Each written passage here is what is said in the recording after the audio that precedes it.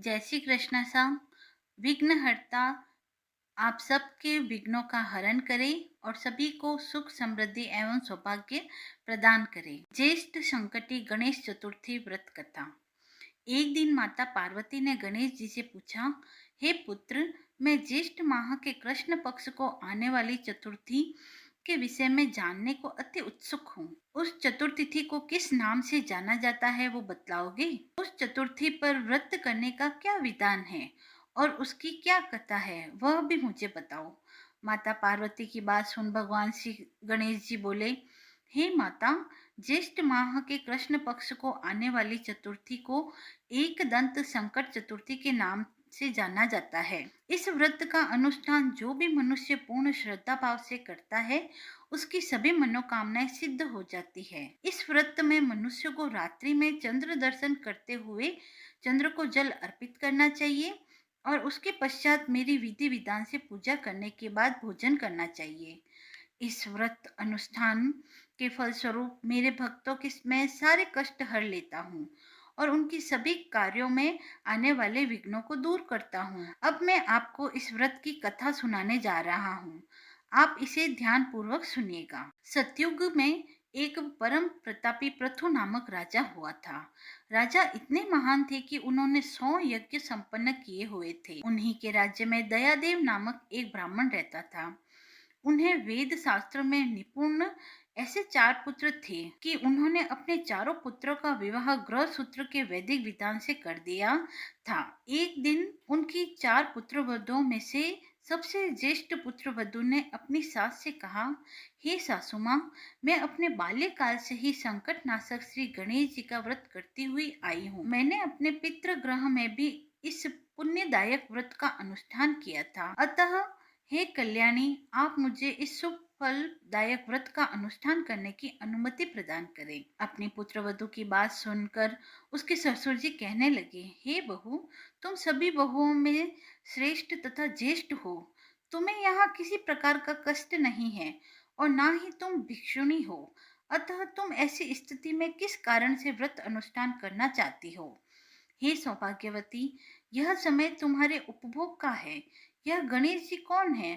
फिर तुम्हें और करना ही क्या है? अपने ससुर के आग्रह से पुत्र वधु ने श्री गणेश जी के संकट नाशक व्रत का त्याग किया और अपने घर संसार में लीन हो गई। कुछ समय पश्चात ज्येष्ठ वधु गर्भिणी हुई और 10 माह के बाद उसे एक पुत्र रत्न की प्राप्ति हुई। उसकी सास उसे बारंबार व्रत करने से रोकती रही और उसके व्रत अनुष्ठान में बाधा उत्पन्न करने लगी। व्रत भंग होने के फलस्वरूप भगवान गणेश जी उस पर कुपित हुए और पुत्र के विवाह मंगल के दिन वर वधु के सुमंगली के समय उसके पुत्र का अपहरण कर लिया। इस अनहोनी घटना के कारण पूरे मंडप में हड़कंप मच गया। सभी आपस में बातें करने लगी कि लड़का आखिर गया कहाँ, किसने उसका अपहरण कर लिया। बारातियों द्वारा मिलने वाले इस समाचार को सुनकर उसकी माता बहुत व्याकुल हो गई। अपने ससुर जी दयादेव से रो रो कर ऊंचे स्वर में कहने लगी, हे ससुर जी, आपने मेरे गणेश चतुर्थी व्रत को छुड़वाया। यह उसी का फल है कि आज मेरे पुत्र का अपहरण हो गया। अपनी पुत्र वधु के मुख से ऐसे वचन सुन ब्राह्मण दयादेव बहुत दुखी हुआ। साथ ही साथ अपने पति के अपहरण की बात सुन होने वाली पुत्र वधु भी बहुत दुखी हुई। अपने पति के वियोग में दुखी पुत्र वधु प्रति माह भगवान श्री गणेश की संकट नाशक गणेश चतुर्थी का व्रत करने लगी। एक समय की बात है, एक वैदज्ञ तथा दुर्लभ ब्राह्मण का वेश धारण कर उस पुत्र वधु की परीक्षा लेने हेतु भिक्षा मांगते हुए उसके द्वार पर पधारे। ब्राह्मण वेशधारी भगवान श्री गणेश जी ने उच्च स्वर में कहा, हे पुत्री, मुझे भिक्षा स्वरूप इतने भोजन का दान दो कि मेरी सुधा तृप्त हो जाए। उस ब्राह्मण की बात सुनकर धर्मपरायण स्त्री ने सर्वप्रथम उस ब्राह्मण का विधिवत पूजन किया।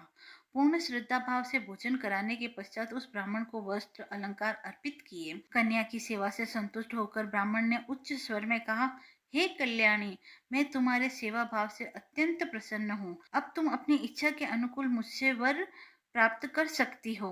मैं ब्राह्मण वेशधारी गणेश हूँ और तुम्हारी परीक्षा लेने हेतु यहाँ आया हूँ। ब्राह्मण की बात सुनकर तुरंत नतमस्तक हो गई और उनसे निवेदन करने लगी, हे विघ्नेश्वर, यदि आप मेरी सेवा से प्रसन्न हैं तो मुझे मेरे पति के दर्शन करवा दीजिए। कन्या की याचना सुनकर गणेश जी ने कहा, हे मधुर भाषिणी, जैसा तुम चाहती हो वैसा ही होगा। तुम्हारा पति तुम्हें अवश्य मिलेगा। कन्या को इस प्रकार मन वांछित वर प्रदान कर भगवान श्री गणेश जी अंतर्ध्यान हो गए। कुछ समय पश्चात कन्या का पति पुनः अपने घर वापस लौट आया। यह देखकर सभी बहुत प्रसन्न हुए। सभी स्वजनों की उपस्थिति में विवाह कार्य विधि विधान से संपन्न किया गया। इस प्रकार जो भी मनुष्य पूर्ण श्रद्धा भाव से भगवान श्री गणेश जी की ज्येष्ठ माह की संकट चतुर्दशी का व्रत करता है तथा उनकी कथा सुनता या सुनाता है, उसकी सभी मनोकामनाएं पूर्ण होती है। धन्यवाद। अगर आपको मेरा वीडियो पसंद आया हो तो आप मेरे चैनल को लाइक, शेयर एंड सब्सक्राइब कीजिएगा।